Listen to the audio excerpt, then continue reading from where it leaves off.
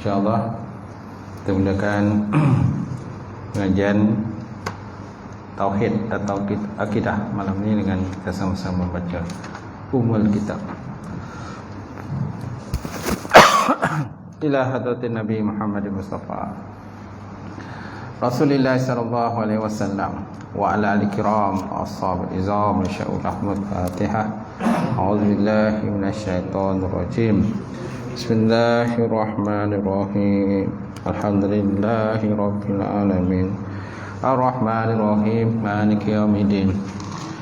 Iyyaka na'budu wa iyyaka nasta'in. Ihdinas siratal mustaqim. Siratal ladzina an'amta 'alaihim ghairil maghdubi 'alaihim waladdallin. Amin. Assalamualaikum warahmatullahi taala wabarakatuh. Alhamdulillahillazi anzala ala abdihil kitab walam yaj'al lahu aywaja qayyiman liyunzira ba'san syadidan min ladunhu wa yubashshiril mu'minina alladzina ya'maluna shalihat anna lahum ajran hasana makisina fihi abada. Asyhadu an la ilaha illallah wahdahu la syarikalah wa asyhadu anna Muhammadan abduhu wa rasuluh. Allahumma salli wa sallim ala sayyidina wa nabiyina wa maulana Muhammad wa ala alihi wa sahbihi ajma'in. Qala Allah subhanahu wa ta'ala bil Qur'anil Karim. Ba'da auzubillahi minasyaitonir rajim. Yarfa'illahu allazina amanu minkum wallazina utul ilma darajat. Maksudnya Allah Subhanahu wa taala mengangkat orang-orang yang beriman dan berilmu di kalangan kamu akan beberapa derajat. Yang mati silakan Fadil, Tuan Imam, Tuan Imam, Tuan Bilal, pengurusi masjid, jawatan kuasa masjid, sidang jemaah, Tuan Haji, Tuan Hajah yang dirahmati Allah Ta'ala. Alhamdulillah kita panjatkan puji dan syukur kepada Allah Ta'ala kerana dengan izin Allah kita dapat bersama sekali lagi pada malam ini untuk kita sambung kuliah Tauhid atau Akidah, Kitab Hakikat Hidup Beriman, muka surat 268. 268 masih lagi dalam tajuk pemusuhan manusia dan syaitan. Pemusuhan manusia dan syaitan masih dalam bab beriman pada malaikat lah, di bawah tajuk beriman pada malaikat. Baik, syaitan menakut-nakutkan manusia. 268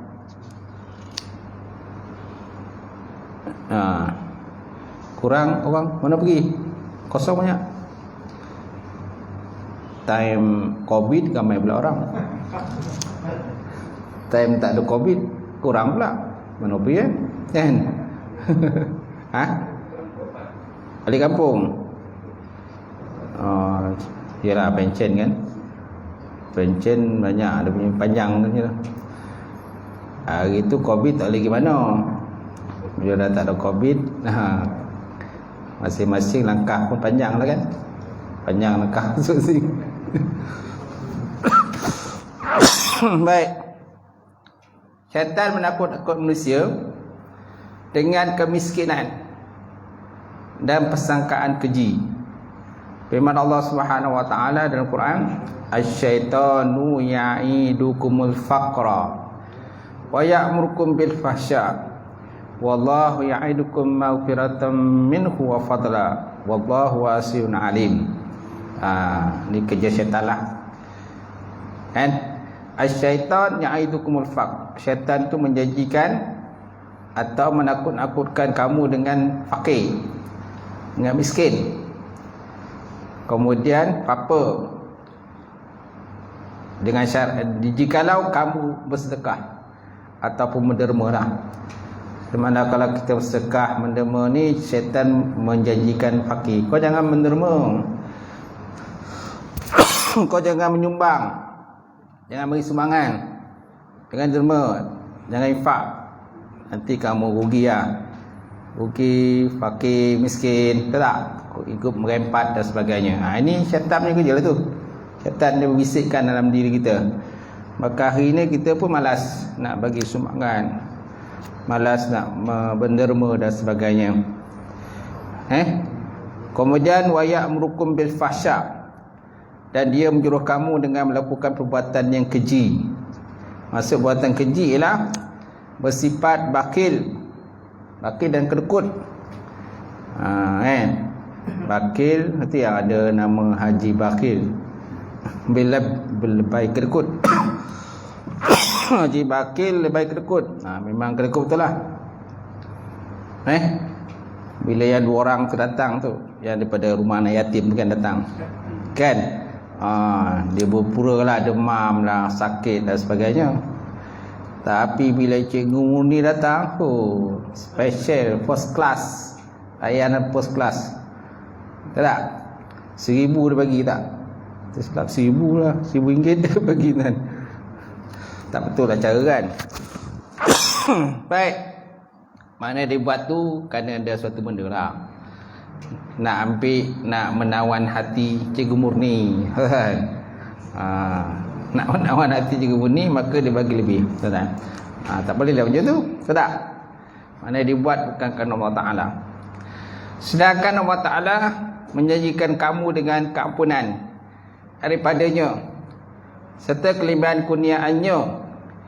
Dan ingatlah Allah Ta'ala itu maha luas, limpah rahmatnya, lagi sentiasa meliputi pengetahuannya. Wallahu wasi'un alim. Allah Ta'ala itu maha luas rahmatnya dan alim, lagi maha mengetahui itu dan itu tugas ihsan lah.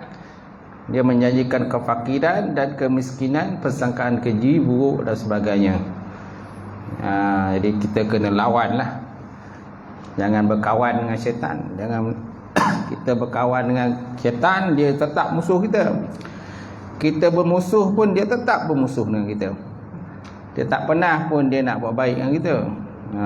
Tak pernah.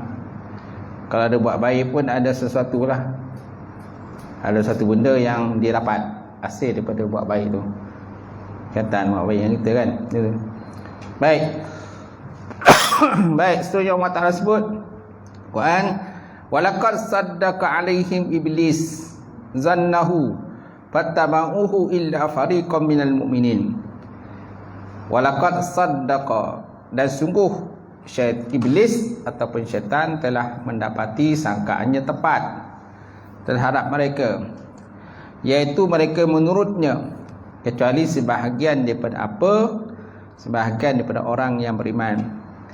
Orang-orang yang beriman tidak akan terpedaya dengan syaitan. Itu sebabnya iman kita kena kuat, mantap, kena jazam, tak mudah digoda, tak mudah dipengaruh oleh syaitan, dan kita tak akan terpedaya lah dengan syaitan ni. Memang kerja syaitan ni memang dia kalau boleh memang nak tarik lah manusia ni sebanyak mungkin lah. Itu janji dia lah, janji dia kepada Allah Ta'ala.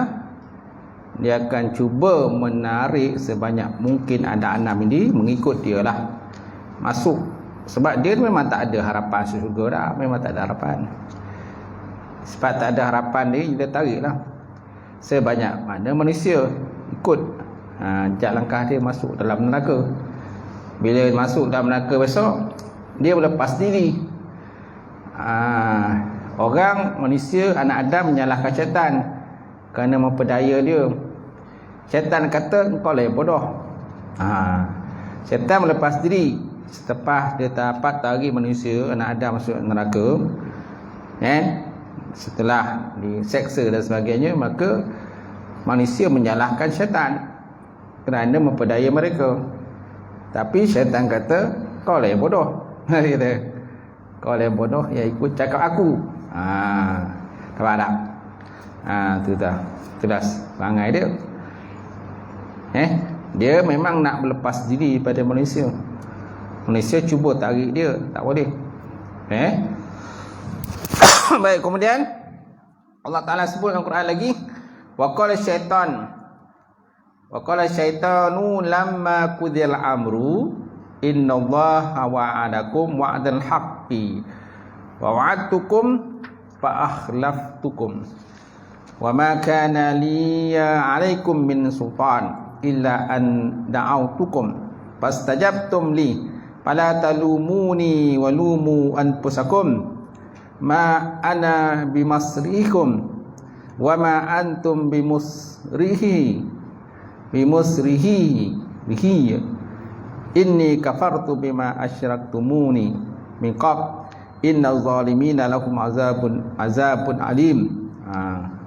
Maksudnya, dan berkatalah syaitan, berkata pula syaitan setelah selesai perkara itu, sesungguhnya Allah Ta'ala telah menjanjikan kamu dengan janji yang benar. Innallaha wa'adakum wa'dal haq, dia kata. Wa'atukum fa'akhlaftum, dan aku juga berjanji kepada kamu tapi aku menyalahi janji. Fa'akhlaftukum, aku menyalahi janji. Dan tiadalah bagiku sebarang alasan. Wa ma kana liya 'alaikum min sultan illa an da'awtukum fastajabtu li, dan tiadalah bagiku sebarang alasan dan kuasa mempengaruhi kamu selain daripada aku telah mengajak kamu lalu kamu terburu-buru menurut ajakanku. Kamu terburu-buru. Oleh itu maka janganlah kamu salahkan aku. Nampak?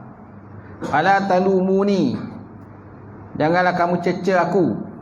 Talamuni, jangan kamu cerca, kamu herdik aku, jangan kamu salahkan aku. Fala talumuni walumu anfusakum, dia kata.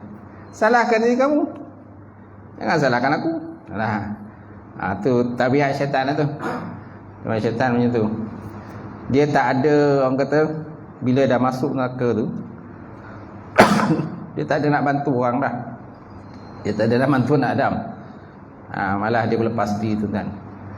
Itu juga di kalangan manusia zaman di dalam dunia ni pun ada juga macam tu. Bila kita susah kan, dia tak nak bantu kita. Bila kita senang, dia dekat. Nampak? Bila kita senang kan, kita kaya, kita mewah, dia rapat dengan kita, buat baik dengan kita. Tapi bila kita susah, rempat, dia jauhkan diri daripada kita, tak nak tolong kan. Itu antara sifat PN manusia lah dunia ni. Syaitan juga besok macam tu juga. Dalam neraka tu dia akan lepas diri kita tu. Aku tak dapat menyelamatkan kamu, dia kata. Ma ana bimusri'ikum, aku tak dapat selamatkan kamu, dan kamu juga tak dapat selamatkan aku. Wa ma antum bimusrihi inni kafartu bima asyraktumuni min qabl, sesungguhnya dari dahulu lagi aku telah kufur, ingkar perintah Tuhan yang kamu sekutukan aku dengannya. Inna zalimina lahum azabun alim, sesungguhnya orang yang zalim, yang meletakkan satu pada bukan tempatnya, beroleh azab yang pedih. Tidak terpedih sakit kan, pedih sangatlah. Tersoklah. Baik. Dalam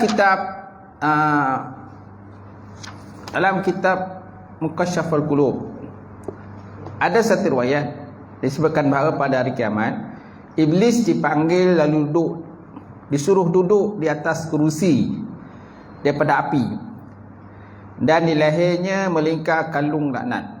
Pada hari kiamat disebut dalam kitab Mukasyaful Qulub karang Imam Ghazali. Di hari akhirat besok tuan-tuan, iblis dipanggil lalu disuruh duduk atas satu kerusi yang dibuat daripada api, dan di lehernya terdapat kalung, ada kalung laknat Allah Ta'ala. Lalu Allah Ta'ala menjuruh pada malaikat Zabaniyah agar menariknya daripada kerusi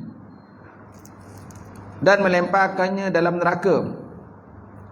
Mereka pun menyeretnya untuk melemparnya, tetapi mereka tak mampu melakukan. Malaikat pun tak mampu nak lakukan, nak angkat nak angkatlah syaitan tu, yang duduk atas kursi pada api itu, dan di lehernya terdapat kalung lah, belenggu lah, kan, belenggu, laknat Allah Ta'ala lah. Kemudian Allah Ta'ala perintahkan Jibril bersama 1000 malaikat untuk melakukan hal yang sama. Akan tetapi mereka pun tak mampu nak lakukan, tak juga mampu. Jibril tu, bayangkanlah Jibril besar, saiz kekuatannya besar, kuat. Kemudian dibantu dengan 1000 malaikat, nak angkat iblis tadi, kan? Tapi mereka tak mampu lakukannya. Sebenarnya Allah Ta'ala perintah malaikat Israfil, lalu Israel, dan dibantu dengan 8000 malaikat yang lain. 8000 tu tadi 1000, bagi 8000 malaikat lagi. Tujuan nak angkat lah daripada kursi tadi. Namun mereka tak mampu juga. Mereka tak mampu juga nak angkat iblis daripada kursi itu. Akhirnya Allah Ta'ala berfirman kepada mereka, walaupun beberapa kali ganda jumlah malaikat bersatu, nescaya mereka tak mampu memindahkannya selama kalung laknat itu berada di lehernya. Masya Allah. Selama mana kalung laknat tu ada kat leher iblis tu, selagi itu seorang pun tak akan berjaya. Walaupun malaikat yang badan kuat, tegap dan sebagainya, kan, pun tak mampu nak angkat. Kerana kelebihan kalung yang ada pada leher tadi lah. Apalagi kalau dia letak dalam neraka. Tadi dia keluar pada neraka, kalau masuk neraka balik, memang tak ada siapa yang boleh pindahkan lah. Yang itulah bayangnya dalam keadaan iblis tadi diazab, seksa oleh Allah Subhanahu wa ta'ala tu kan. Bayangkanlah. Baik, seterusnya Allah Ta'ala sebut dalam Quran, ya'iduhum wa yumannihim wa ma ya'idumus syaitan illa gurura. Syaitan sentiasa menjanjikan mereka dengan janji-janji indah, serta memperdayakan mereka dengan angan-angan kosong. Dan apa yang dijanjikan oleh syaitan itu tiada lain, hanyalah tipu daya. Semua tipu daya lah, semata-mata lah. Dia syaitan ni sifatnya lebih untuk mencantikkan saja. Orang anggap benda tu baik, bagus, tapi sebenarnya tak baik. Itulah sifat syaitan, dia memperhiaskan. Sifat syaitan ni memperhiaskan benda-benda yang menjadi kesukaan manusia. Allah Ta'ala sebutlah kan, zuina linnasi hubbus syahwat, kan? Zuina linnasi hubbus syahwat minan nisa wal banin wal qanati wal qantarah minaz zahab, kan? Dihiasi manusia itu kecintaan kepada perempuan, harta benda, sawah ladang, emas, perak dan sebagainya, kan? Itu benda-benda macam itulah yang akan menjadi sasaran kepada iblis. Memang Allah Ta'ala dah sebut manusia itu dihiaskan kehidupannya, kecintaannya kepada perempuan, anak-anak, sawah ladang, kuda-kuda, kan, emas, perak dan sebagainya, kan? Jadi benda itulah yang menjadi sasaran pada iblis.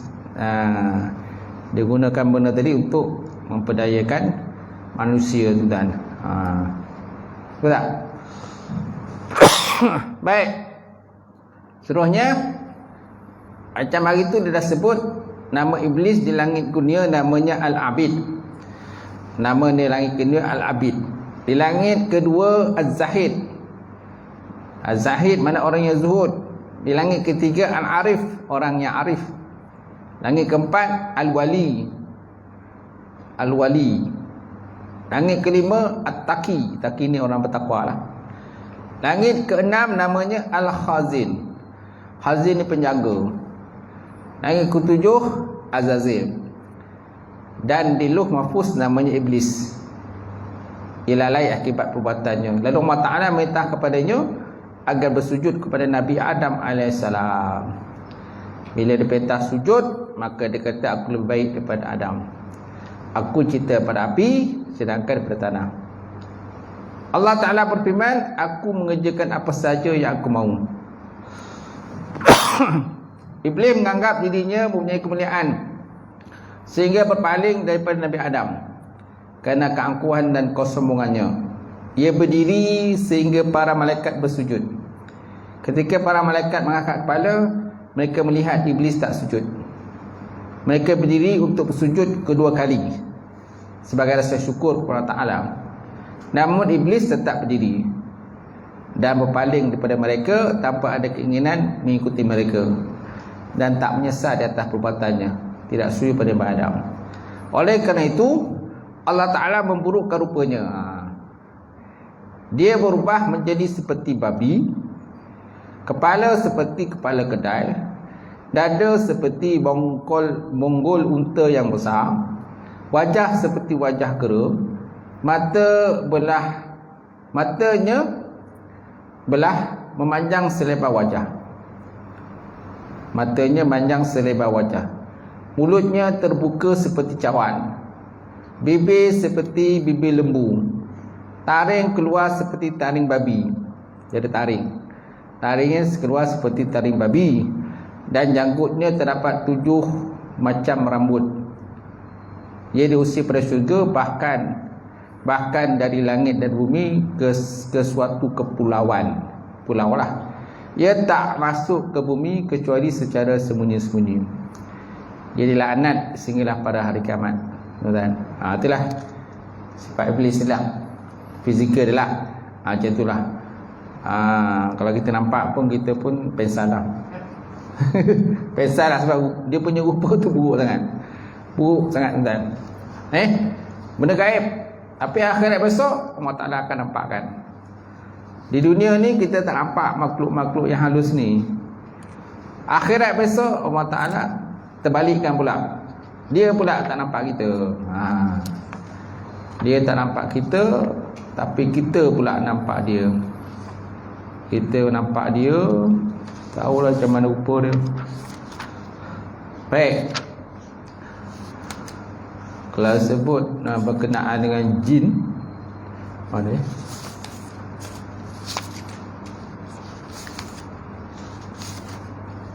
Baik. Kalau jin pula, kalau jin, maka para ulama sepakat bahawa yang kafir di antara mereka terkena azab di akhirat, dan dipersisihkan dalam hal yang mukmin di antara mereka atas beberapa kaul. Sesungguhnya mereka itu seperti manusia. Ini jin lah. Mereka itu seperti manusia. Dia diberi pahala kalau buat taat dan diseksa atas maksiat. Kemudian tidak ada pahala bagi mereka kecuali keselamatan dari neraka. Ini yang kedua lah. Pendapat kedua, tidak ada pahala bagi mereka kecuali keselamatan daripada neraka. Kemudian dikatakan kepada mereka, jadilah kamu semua menjadi tanah, seperti dikatakan kepada para binatang. Yang ketiga, pendapat ketiga, mereka berada di pinggir-pinggir syurga. Ini jin lah. Mereka berada di pinggir-pinggir syurga dalam keadaan mereka dapat dilihat oleh sekalian manusia daripada satu tempat di mana mereka sendiri tidak dapat melihat manusia. Ini adalah kebalikan dari keadaan mereka di dunia. Ini yang ketiga lah. Kalau ketiga, mereka, mana jin tu berada di pinggir-pinggir syurga. Dia kat pinggir-pinggir syurga dalam keadaan mereka dapat dilihat oleh sekalian manusia. Sekalian manusia nampak dia, jin-jin tadi lah. Dari satu tempat di mana mereka sendiri tak dapat melihat manusia. Mereka tak nampak manusia, tapi manusia nampak mereka lah. Ini adalah kebalikan daripada keadaan mereka di dunia. Pendapat keempat, golongan jin berada di Al-A'raf. Al-A'raf ialah tempat antara syurga dengan neraka, tak? Dalam Quran ada satu surah namanya surah Al-A'raf, tempat antara syurga dengan neraka. So ada 4 kaulah berkenaan dengan jin. Ini petikan dalam kitab Jawharatul Tauhid yang dikarang oleh Syekh Ibrahim Laqani rahimahullah taala. Baik. Seterusnya, ingatan Allah Ta'ala terhadap tipuan syaitan. Surat 270. Allah Ta'ala sebut dalam Quran, wamtazul yawma ayyuhal mujrimun, Alam ahad ilaikum ya bani Adam an la ta'budu syaitan innahu lakum aduwwun mubin wa an i'buduni hadza siratal mustaqim wa laqad adalla minkum jibillan katsira falam takunu ta'qilun. Dan sebaliknya dikatakan kepada orang yang kafir, berpisahlah kamu pada hari ini hai orang yang berdosa, wamtazul yawma ayyuhal mujrimun. Kan? Bukankah maksud berpisah ni berpisah daripada bercampur gaul dengan orang beriman lah. Alam ahad ilaikum ya bani Adam la ta'budu syaitan. Bukankah aku telah perintahkan kamu wahai anak Adam supaya kamu jangan menyembah syaitan. Innahu lakum aduwwun mubin. Kerana syaitan ni musuh kamu yang nyata lah. Syaitan musuh kamu yang paling nyata. Dalam peristiwa hijrah, ingat kan? Peristiwa hijrah Rasulullah SAW. Ketika Nabi Muhammad SAW melakukan bai'ah. Bai'ah mana ikat janjilah dengan golongan-golongan Ansar daripada Madinah. Ya, sehingga termeterinya perjanjian Aqabah. Bai'atul Aqabah kan, ataupun Bai'atul Ridwan. Yang mana dalam perjanjian itu terdapat 73 golongan orang-orang Ansar daripada puak Haus dan Khadraj daripada Madinah. Di mana mereka sembunyi-sembunyi keluar daripada kumpulan mereka untuk berjumpa dengan Rasulullah SAW. Sampai itu Nabi ditemani oleh bapa saudara Rasulullah SAW, iaitulah Ibnu Abbas. Tak silap Ibnu Abbas lah yang itu bapa saudara Rasulullah menemani Nabi lah. Kemudian terjadilah dialog antara bapa saudaranya dengan golongan-golongan Ansar daripada Madinah tadi. Bapa saudaranya kata kepada mereka, Muhammad ini ialah orang yang terbaik di kalangan kami. Dan apa saja yang berlaku pada mereka, pada dia, kami akan mempertahankan Muhammad.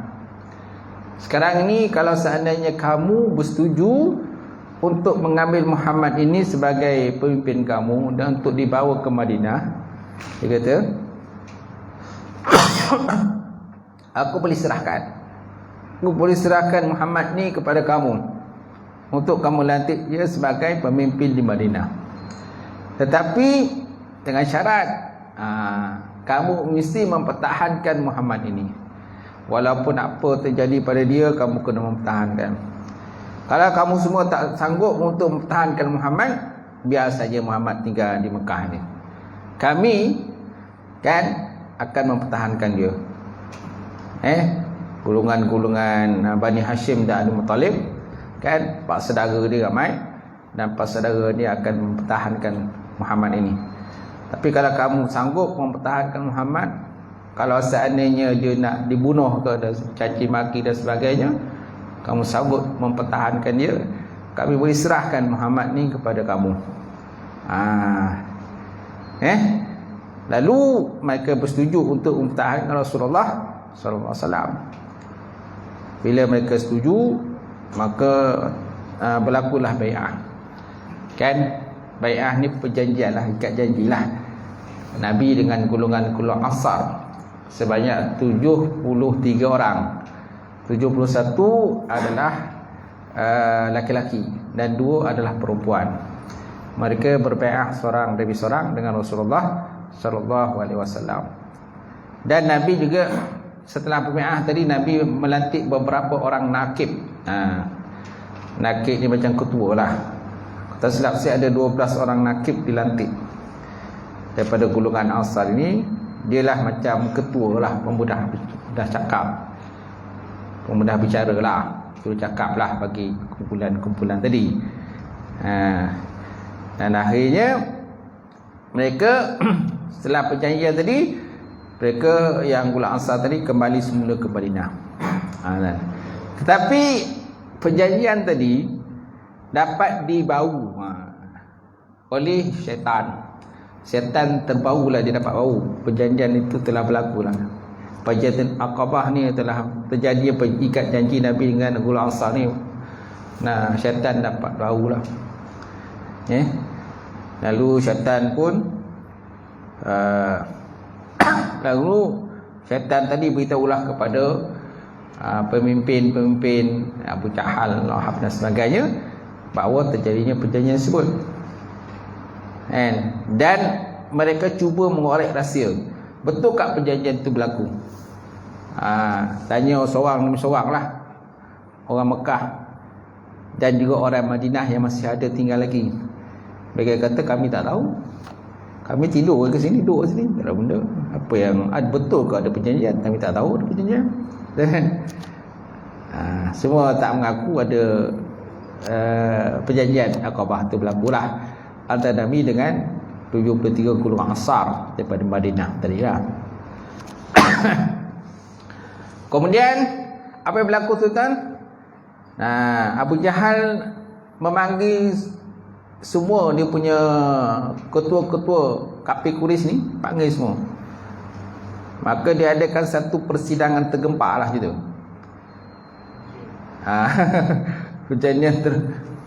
Persidangan persyarat tergempar lah dengan perkara tadi, mengenai perkara tadi.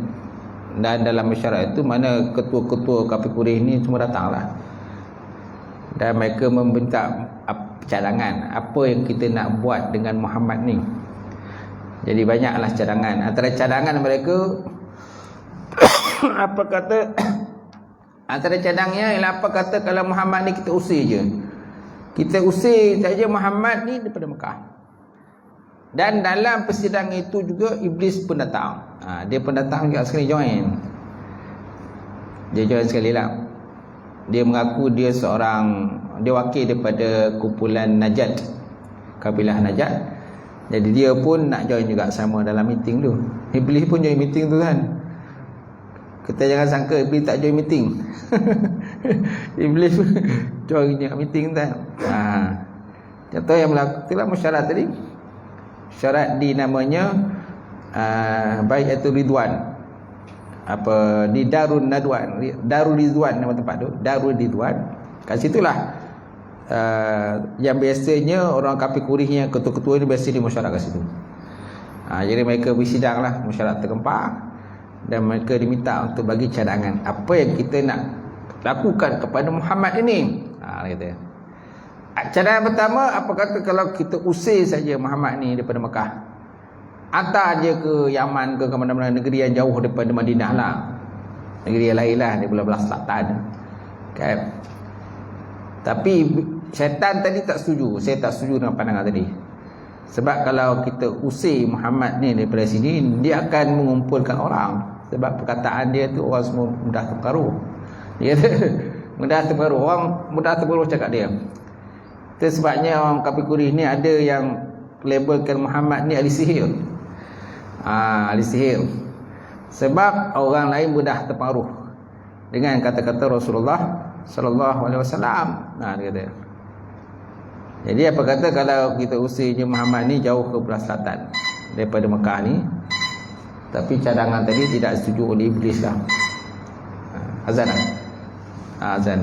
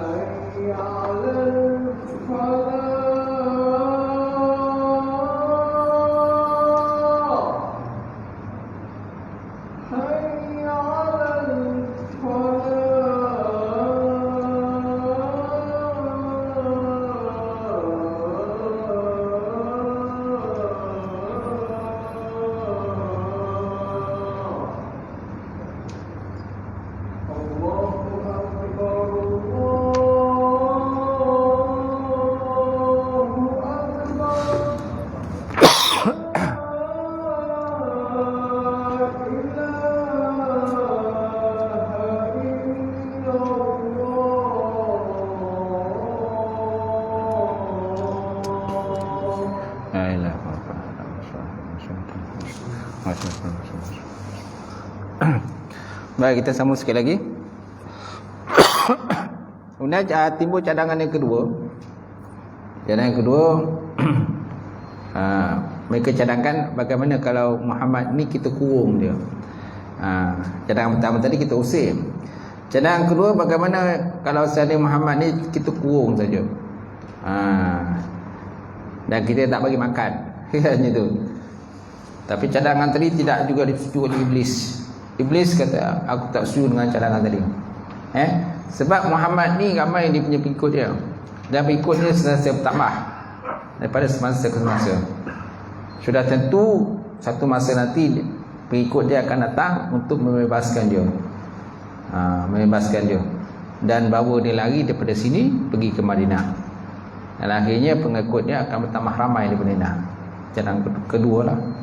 Mana Iblis pun tak setuju dengan cadangan kedua. Baik, kemudian cadangan ketiga, cadangan daripada Abu Jahal. Bagaimana kalau seandainya Muhammad ni kita bunuh aja. Kita bunuh aja. Kan? Dan yang bunuh itu jangan seorang yang bunuh. Dia kena ramai-ramai. Kena bunuh ramai-ramai lah. Contoh kalau di Mekah ni ada 12 kabilah. Mana setiap kabilah kena hantar wakil. Pemuda yang paling kuat, paling yang gagah, berani, dan setiap pemuda itu kita bagi dia pedang yang paling tajam lah, untuk tujuannya untuk membunuh Muhammad.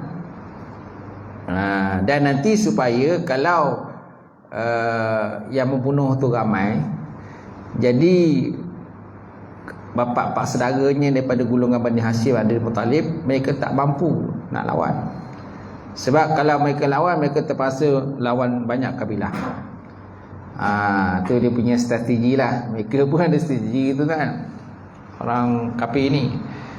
Jadi mereka tak hantar seorang untuk bunuh Muhammad, tapi mereka hantar banyak orang, daripada pemuda-pemuda yang gagah berani lah. Dan dia bagi pedang. Dan setiap pemuda tadi mestilah menetak je tu lah. Tak ambil bahagian lah, supaya nanti pak-pak saudara dia daripada golongan Bani Hashim bin Muttalib, mereka takkan mampu untuk melawan. Sebab kalau mereka nak tutup balas, mereka terkena tutup balas banyak kabilah lah, bukan satu kabilah. Jaga dia. Itu cadangan daripada penjahat. Dan apa kata iblis? Saya sangat setuju. Saya sangat setuju dengan cadangan tadi. Tu iblis punya kerja tu kan. Dia iblis pun memang naklah Muhammad Rasulullah ni dibunuh. Dan panjanglah cerita tadi lah. Itu yang peristiwa hijrah tu. Tu yang dia punya pemuda-pemuda tadi sampai tertidur tu kan. Tertidur walaupun mereka hebat sekali macam mana pun, Allah Ta'ala buatkan dia tertidur. Wa ja'alna min bainihim sadda wa min khalfihim sadda fa aghshaynahu fa hum la yasirun. Allah Ta'ala jadikan antara depan belakang mereka tutupan sehingga mereka tak nampak kan. Hari mereka tidur tu kan, Nabi ambil pasir letak atas kepala mereka. Nabi keluar macam tu je. Tak ada apa siapa yang sihat. Itulah tuan berkenaan dengan hijrah Rasulullah sallallahu alaihi wasallam. Baik, kemudian 270 tadi Allah Ta'ala sebut dalam Quran, inna syaitana lakum aduun fattakhizuhu aduwa innama yad'u hizbahu liyakunu minal ashabis sa'in. Sesungguhnya syaitan itu adalah musuh bagi kamu, maka jadikan dia musuh. Jadikan dia musuh yang mesti dijauhi tipu dayanya. Sebenarnya dia hanyalah mengajak golongannya supaya menjadi daripada penduduk neraka. Penduduk neraka. Orang mukmin tak akan dapat diperintah oleh iblis dan juga syaitan. Sampai situlah, wallahu a'lam bishawab.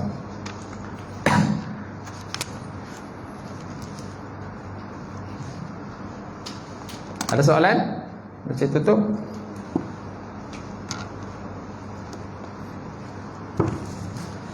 Ada? InsyaAllah. A'udzubillahi minasyaitonir rajim. Bismillahirrahmanirrahim. Alhamdulillahi rabbil alamin wassalatu wassalalam ala asyrafil mursalin wa ala alihi washabbihi ajmain. Allahumma zidna 'ilman nafi'a wa yaqina usrika wa 'alaman taqabbala wa askan halalan mubarakatan katsira wasiyana fatai alim nawilana qulubana binuri ma'rifataka waftah lana futuhal harifin.